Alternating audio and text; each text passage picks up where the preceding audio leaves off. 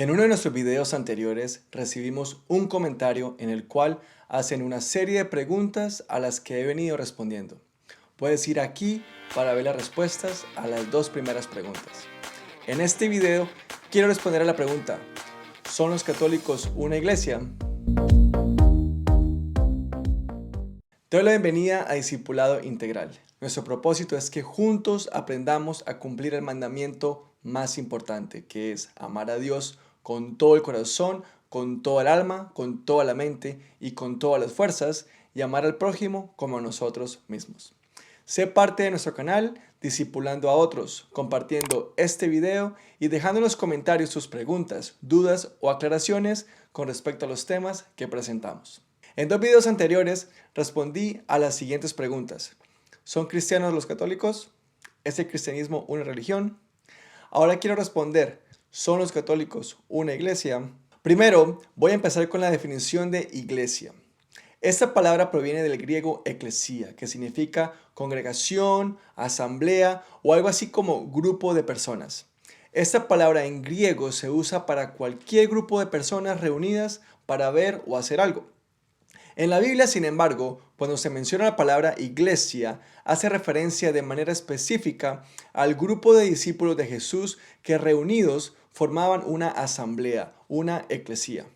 Un ejemplo de esto lo encontramos en Hechos capítulo 11, versículo 26, donde dice lo siguiente: Después partió Bernabé para Tarso en busca de Saulo, y cuando lo encontró, lo llevó a Antioquía. Durante todo un año se reunieron los dos con la iglesia y enseñaron a mucha gente. Por otra parte, la Biblia también menciona que la iglesia es el cuerpo de Cristo. En Efesios capítulo 1, versos 22 y 23 dice: Dios sometió todas las cosas al dominio de Cristo y lo dio como cabeza de todo a la iglesia. Esta que es su cuerpo es la plenitud de aquel que lo llena todo por completo. Tanto en el pasaje de Hechos como en el de Efesios, el contexto en el que se usa la palabra griega eclesía hace referencia a un grupo de personas. Y este grupo de personas o asamblea es específicamente aquellos que pertenecen a Cristo y forman parte de su cuerpo, un cuerpo espiritual. Con la definición de eclesía clara, surge entonces la pregunta: ¿por qué hay tantas iglesias? Ok. Bíblicamente solamente existe una eclesía, una iglesia, una congregación compuesta por gente que pertenece a Cristo. En Mateo capítulo 16, versículo 18 encontramos la siguiente afirmación que hace el mismo Jesús: Yo también te digo que tú eres Pedro, Petros, voy a aclarar eso más adelante, y sobre esta roca, Petra, edificaré mi iglesia. Nótese que es mi iglesia en singular. En el pasaje de Efesios, en el capítulo 1, versículo 22, que ya leímos anteriormente, allí dice esto: Dios sometió todas las cosas al dominio de Cristo y lo dio como cabeza de todo a la iglesia. En ambos versículos, la afirmación es sobre una iglesia en singular. La iglesia entonces es una sola porque el cuerpo de Cristo es uno solo. Ahora, si es una sola iglesia, ¿por qué el cristianismo está dividido en católicos, ortodoxos y protestantes? ¿Y por qué la diversidad actual de tantas iglesias? Si no has visto los videos anteriores, te sugiero que los veas para que entiendas el contexto sobre el cual he venido desarrollando este tema. Y si aún no lo has hecho, suscríbete al canal, activa las notificaciones para que estés al tanto cada vez que subamos un nuevo video. Voy a hacer un muy breve recuento histórico. Alrededor del año 37 ocurre la muerte, resurrección y ascensión de Jesús. Los 11, que luego nuevamente se convirtieron en 12 discípulos, empiezan a propagar el evangelio por toda Judea, Samaria y los confines de la tierra, como lo leemos en Hechos. Alrededor del año 45, en Antioquía, es la primera vez que se le llaman cristianos a los discípulos de Jesús, a los seguidores del camino. Alrededor del año 300, o sea, mucho tiempo más adelante, es cuando ocurre la institucionalización del cristianismo como una religión oficial, y eso fue llevado a cabo por el Imperio Romano. Ahora, este cristianismo y los cristianos se esparcieron por todo el imperio, se empezó a exportar la religión a otros lugares y la iglesia, la eclesía, empezó a crecer tanto en número como en influencia.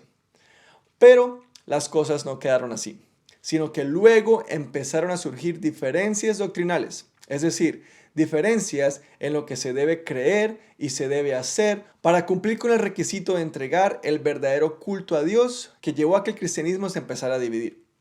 Para evitar esto, se organizaron unas reuniones especiales, algo que se le llaman o se les conoce como concilios, lo cual es un tema para un próximo video.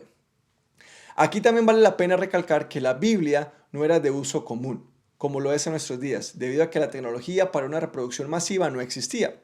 Por tanto, la Biblia era de uso solamente de algunos pocos, regularmente y generalmente por aquellas autoridades espirituales que se empezaron a establecer como parte de la institucionalización del cristianismo como religión. La eclesía, establecida por el Imperio Romano, se le llamó la Iglesia Católica Apostólica Romana. Recuerden, se hicieron concilios y se formó una iglesia y se le dio un nombre oficial a esta iglesia, que era la Iglesia Católica Apostólica Romana. La palabra católico proviene del latín que significa universal. Apuesto que no lo sabías. La intención con el nombre era eliminar cualquier intento de querer formar otra iglesia, porque la iglesia es una, según como lo dice la Biblia. Y esta iglesia es universal, es decir, no está limitada a un solo lugar ni a un solo grupo de personas. Por supuesto que en este proceso surgieron una serie de enseñanzas, normas y prácticas religiosas que empezaron a desviarse de lo que originalmente Cristo mismo había enseñado y de lo que los cristianos originales habían seguido. Dentro de estas doctrinas, y tal vez una de las más discutidas aún en nuestros días, es el establecimiento de la autoridad y la posición del Papa como el vicario, o sea, el sustituto de Cristo en la tierra. Es algo así como la representación terrenal de Cristo aquí entre nosotros. Recuerda el versículo anterior en Mateo 16, 18 que dice: yo también te digo que tú eres Pedro, y sobre esta roca edificaré mi iglesia. Aquí hay una interpretación por la Iglesia Católica entre el Petros y la Petra. Este versículo es interpretado por esta iglesia, por la Iglesia Católica, en su doctrina para justificar la posición terrenal del Papa como el sustituto de Cristo, tomando a Pedro como el primer Papa de la historia. Esto ha sido refutado completamente, y ya que si analizamos este pasaje en su contexto original, Jesús no está nombrando a Pedro, a Petros, como una autoridad suprema, sino que está asegurando que creer que Jesús es el Hijo de Dios, que fue la declaración que hizo Pedro en unos versículos anteriores, creer que Jesús es el Hijo de Dios es el fundamento principal, la piedra sólida, la petra, sobre el cual recae la edificación de la iglesia de Cristo.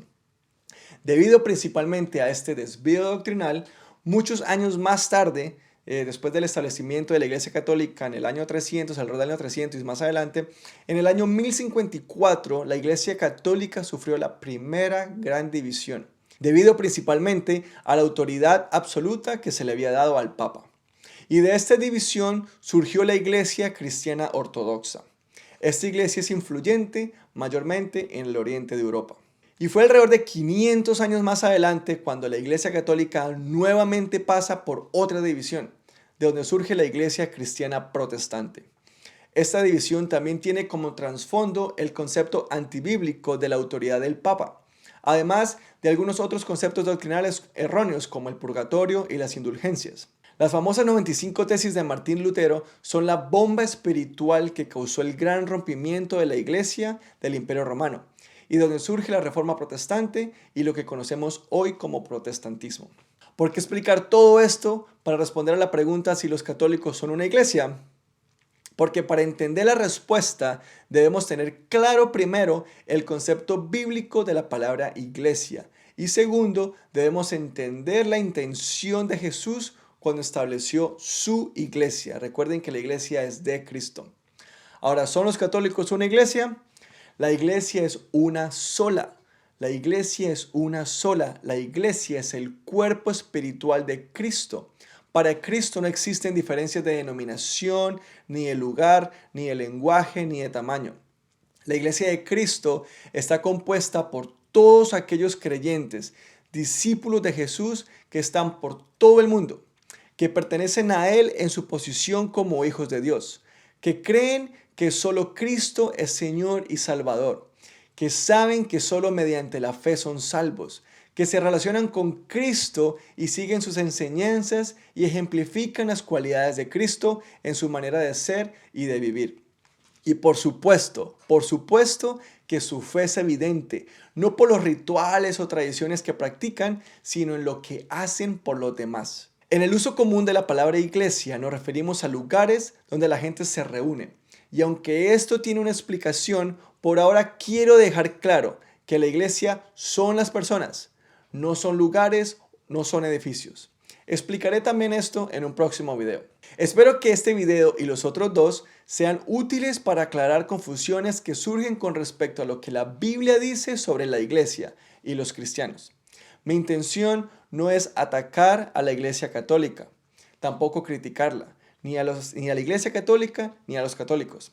Por el contrario, mi intención es mostrar lo que dice la Biblia, dar información histórica que lo podemos encontrar y verificar en fuentes confiables en internet y que juntos aprendamos a ser imitadores de Cristo para que nos llamen cristianos, no por prácticas, rituales o tradiciones vanas, sino porque al igual que aquellos discípulos en Antioquía, nuestra manera de ser y de vivir es un ejemplo de lo que significa ser un genuino seguidor de Cristo Jesús.